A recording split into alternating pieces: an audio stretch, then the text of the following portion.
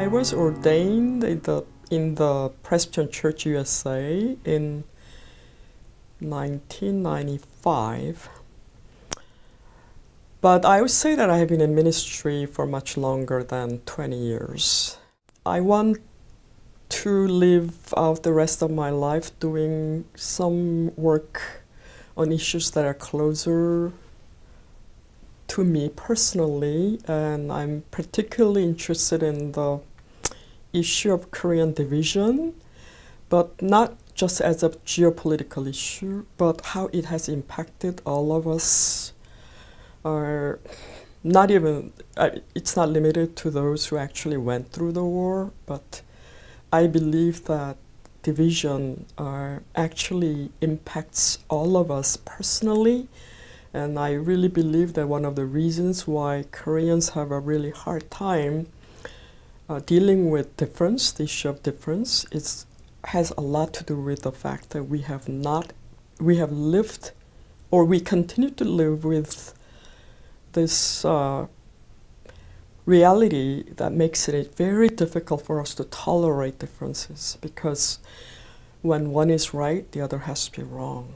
I do a lot of community activism, that kind of work. I'm connected with Women for Genuine Security, Korean American Coalition to End Domestic Violence, and then Comfort Women Justice Coalition, that kind of thing. And I do a lot of anti-racism work, but I always am very, very invested in making a connection between these issues and Korean faith communities, because I really feel Korean faith communities are like little islands or ghettos that really, their faith has very little to do with what's going on around them. So I live at the intersection of faith community and the larger society. As far as my faith is concerned, I'm homeless. Since January last year, I've been living in the Bay Area, and I go from church to church. And every Saturday, it's a dilemma. Do I go to church? If I do, where do I go? So I have visited numerous churches. I don't feel home nowhere. In fact, a colleague of mine and I have almost finished developing a curriculum for lay women's spiritual leadership development. And we approach it from a very, very different place. It's very feminist, although it doesn't really, if at first reading, it wouldn't strike as feminist. One time when I was leading a workshop, I asked the question to Korean laywomen, how does your faith, because you have faith, what do you do differently in your day-to-day living, right? They named Sunday worship, Wednesday night worship, and giving an offering, and what else did they say?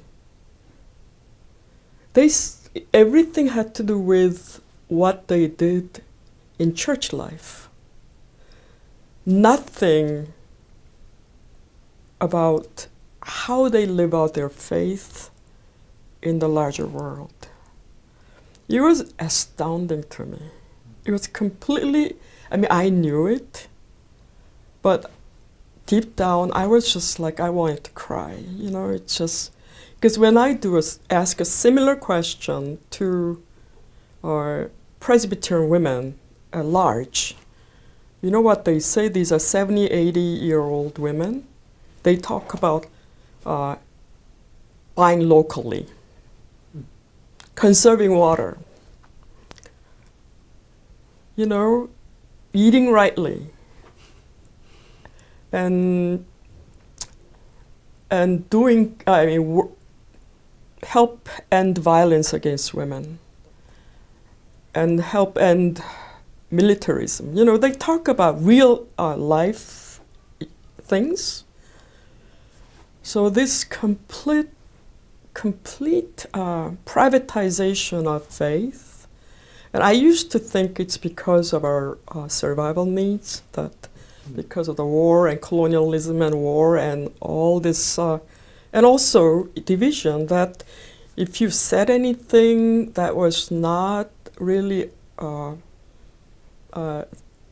consonant with, in line with the narrative of the status quo, that you could be labeled commie, and you know, that people just stopped thinking, stopped speaking their thoughts, so they became more and more increasingly drawn to the interiority. But now Korean Americans, there are a lot of well-off people. And a lot of people who tell me, oh, we are like this, but our children would say, no. You know, the second generation Korean Americans who are in the church tend to be more conservative than the first generation. And they are all startled when I tell them that. I know it because, you know, I worked with college kids, no, I shouldn't say call them kids, college students and post-college graduate students in Cambridge. These are the children who really obey their parents really well, and they did everything that their parents wanted them to do, and they made them proud. I tend to think those are the people who stayed in Korean churches. Those who rebelled, those did not agree with their parents, I don't think many of them are in Korean churches anymore. They either abandoned the church or they went to white churches, or, you know, I even know some second generation Korean Americans who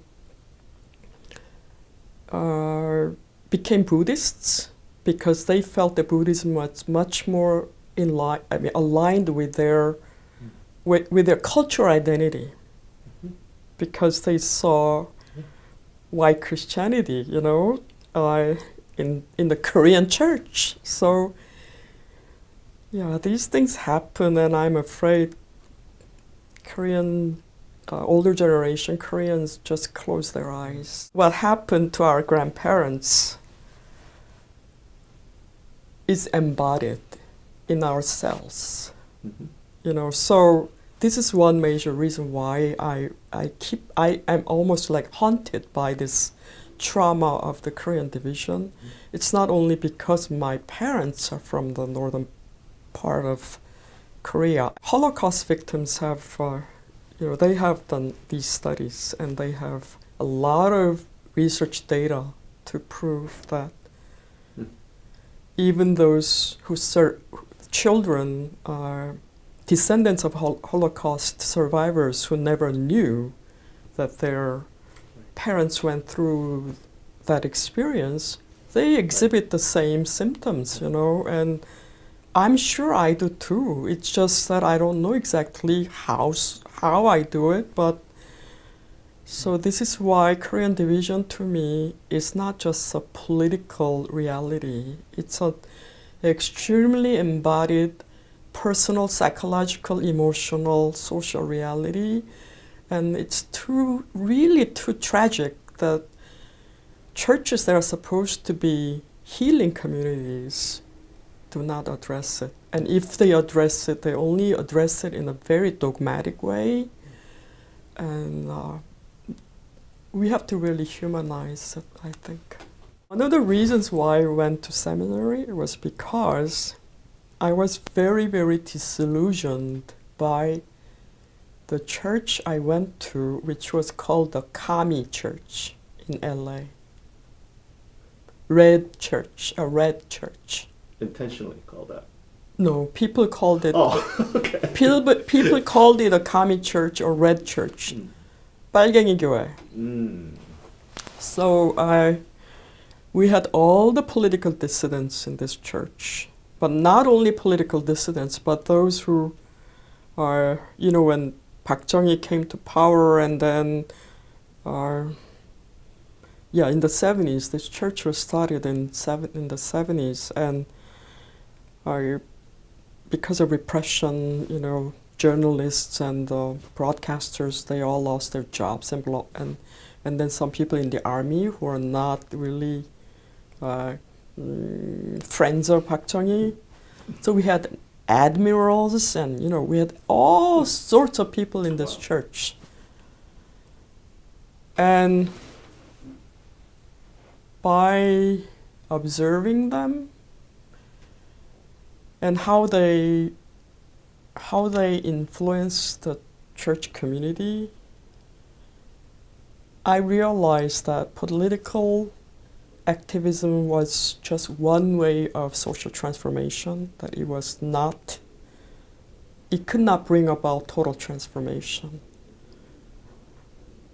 That's what drove me to seminary. I have a very different journey from the rest of people because I come out of this kind of church. Right. Most people, which is very unusual. When I tell my story, people go, that was a Korean church? You know, they don't really understand. I'm going, it was a Korean church.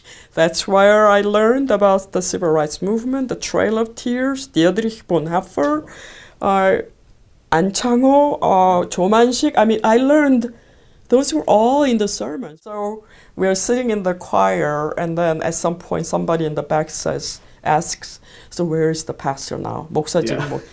We are still in Manchuria. We have a long way to go. My name is Unzu, and this is my Korean American story.